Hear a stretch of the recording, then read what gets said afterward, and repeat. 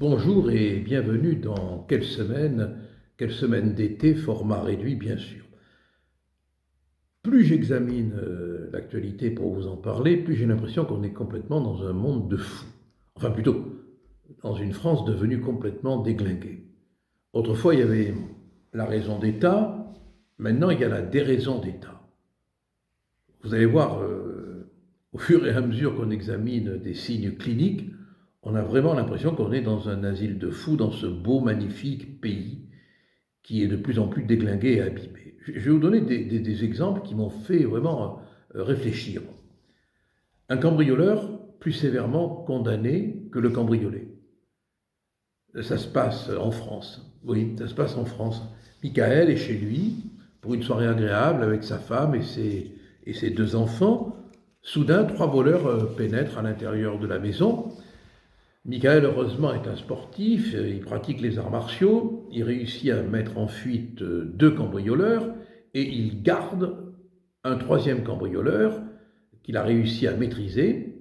Il appelle la police, remet le cambrioleur au policier pour qu'il soit déféré, comme on dit, à la justice. Et que se passe-t-il dans ce pays de dingue? Eh bien, le cambriolé est poursuivi pour avoir séquestré et appréhendé, sans trop de violence, mais avec force, le cambrioleur. Ils sont rentrés à trois. Ah oui. Donc on était dans la maison, donc moi, ma femme et mes deux enfants. J'ai réussi à en maîtriser un, les deux autres sont partis. Après, j'ai fait des sports de combat, mais j'ai pas tapé parce que j'ai pas le droit. Mais je l'ai maintenu donc à mon domicile. J'ai appelé la police. Donc les policiers sont arrivés, ils l'ont embarqué, mais ils m'ont embarqué aussi pour séquestration. Il est jugé, le cambriolé. Il est jugé et condamné à 2 ans de prison avec sursis. Et les juges ont considéré que le fait qu'il pratiquait les arts martiaux, c'était comme s'il avait une arme blanche entre les mains. Et ils lui ont foutu un stage de réadaptation, de rééducation. Et le cambriolé était condamné, lui. Le cambrioleur, pardon, on s'y retrouve plus, hein, entre cambriolé et cambrioleur. Le cambrioleur, lui, a été condamné seulement à 6 mois de prison. Voilà, c'est pas une blague, c'est vrai. Un cambriolé qui arrête un cambrioleur, s'il l'arrête avec un peu de force, parce que difficilement ces gens-là obéissent au maniement du bouquet de fleurs, eh bien, il est condamné, voilà. Et le cambrioleur est moins condamné que le cambriolé. C'est ça la France. Et puis il y a aussi une pauvre femme, Lucie Lopez, qui a eu son véhicule qui a été complètement renversé, retourné pendant les émeutes. Déjà, c'est pas agréable, mais ça n'a pas suffi. Ça n'a pas suffi dans ce pays de fous. Ensuite, elle a été frappée par une contravention que lui adressait un policier municipal au motif, je cite, de stationnement de véhicules gênant l'accès à un autre véhicule. Elle a été contrôlée le 1er juillet à 9h10.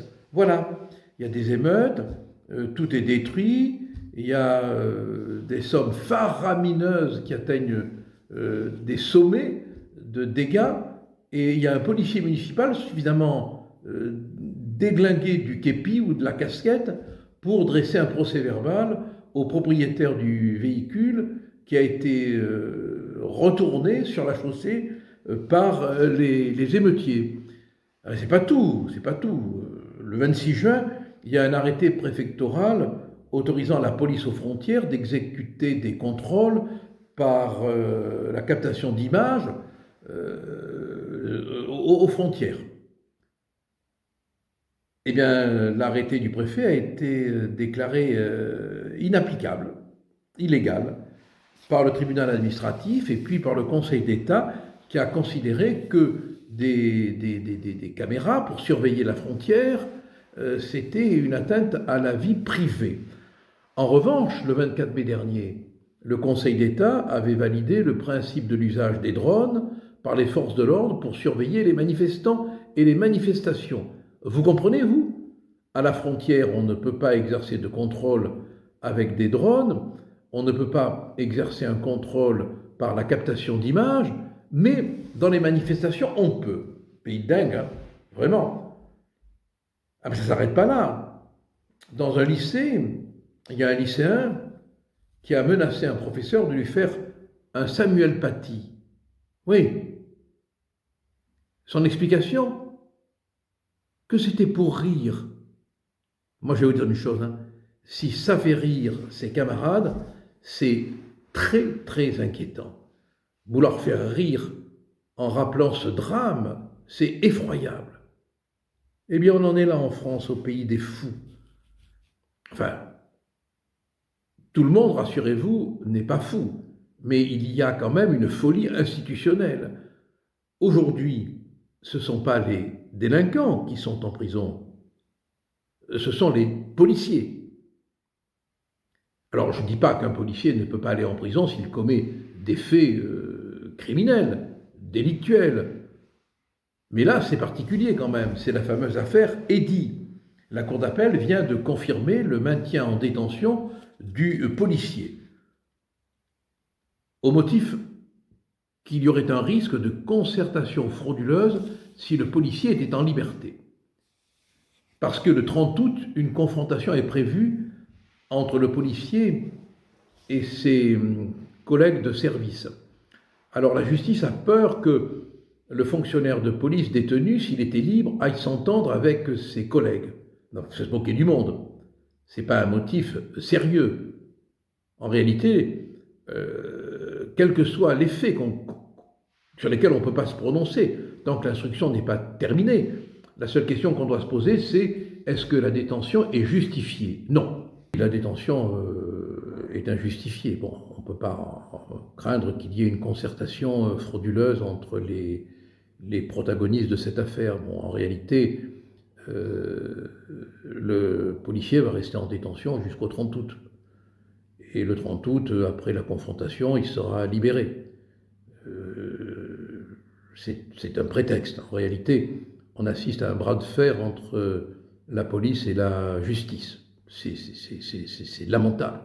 Mais ce qui est grave, c'est que aucun compte du contexte n'est tenu.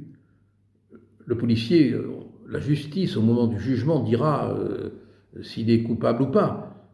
Mais on ne peut pas ne pas tenir compte qu'à ce moment-là, il y a des émeutes, il y a des pillages, et que les policiers ont reçu l'ordre de rétablir l'ordre, c'est le cas de le dire, par tous les moyens. Et qu'on est dans un contexte quand même de violence, de menaces, d'échanges de coups, et que les jeunes qui sont là ne devraient pas y être, d'abord, ça c'est la moindre des choses qu'on doit dire. Ensuite, ils sont encapuchonnés, bon, ce qui quand même, sans aller jusqu'au délit de vêtements, comme le dit l'avocat de la partie civile, assez un peu rudimentairement, on est quand même là dans le vêtement qui signifie quelque chose, quoi. Bon, c'est pas anodin quand il y a des pillages et qu'on est à quelques mètres des lieux du pillage, d'avoir le visage dissimulé. Voilà, quand même. Bon.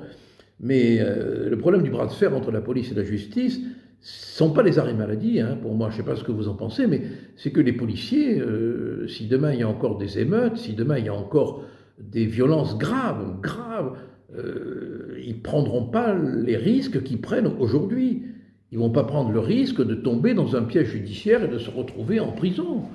À mon avis, ils vont se comporter pas du tout comme M. Macron espère qu'ils se comportent. Et ça va être ça la grande nouveauté. Hein. On a quand même eu pour 1 milliard d'euros de dégâts et plus de 900 policiers blessés.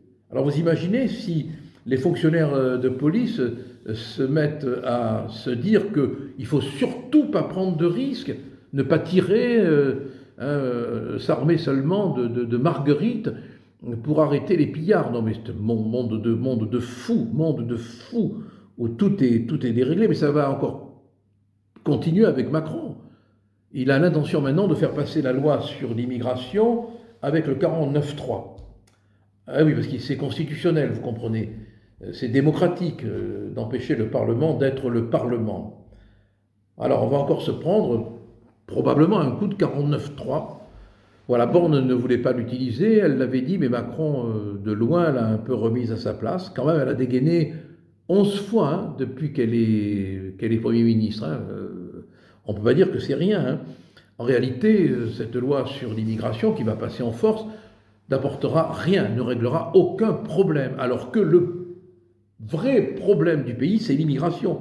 C'est un drame. Et du reste, Pierre Brochard, l'ancien patron de la DGSE, a déclaré « Si nous ne faisons rien contre l'immigration, je me permets de le citer, nous allons vers une société où la qualité de vie va s'effondrer. Le point de bascule est quand les immigrés de religion musulmane franchiront la barre des 50%, déclare-t-il. » Voilà, bon. Et on ne veut tenir compte absolument pas de tout ça. Macron fait comme si ça n'existe pas. Il dit que la France est un pays d'immigration, ce qui n'est pas vrai. L'immigration a commencé vers la fin du 19e siècle. Une immigration belge, espagnole, italienne, bon, ça n'a rien à voir avec ce que nous connaissons aujourd'hui. Bon, il plaide pour une politique de peuplement, c'est-à-dire de répartir les immigrés en France. Voilà. Et toute réforme, selon lui, qui nous fait sortir de l'Europe est inefficace, parce que le problème est européen, et parce que nous ne sommes pas une île. Ça, on s'était rendu compte qu'on n'était pas une île, mais le problème, il est vraiment européen, mais pas au sens où Macron l'entend. Le problème, il est européen en ce sens que l'Europe ne veut absolument pas qu'on règle le problème de l'immigration. Elle ne veut pas qu'on rétablisse le contrôle aux frontières, elle ne veut pas favoriser la limitation de l'immigration, et nous, on est là, alors qu'on devrait décréter que tout OQTF doit être exécuté et qu'on devrait prendre les mesures pour les exécuter, que toute immigration illégale n'est pas créatrice de droits et qu'on devrait supprimer le regroupement familial. Si on veut s'en sortir, il n'y a pas d'autre solution. Malheureusement, Macron, une fois de plus, va forcer la volonté parlementaire et va complètement négliger la volonté des Français qui, dans tous les sondages, font savoir qu'ils ne veulent plus d'immigration. Voilà où on en est dans ce pays de fous. Cela étant dit, si vous voulez vous distraire, allez au Puy du Fou. Là, au moins, vous aurez un beau spectacle. Allez, bon courage, à bientôt et bonnes vacances.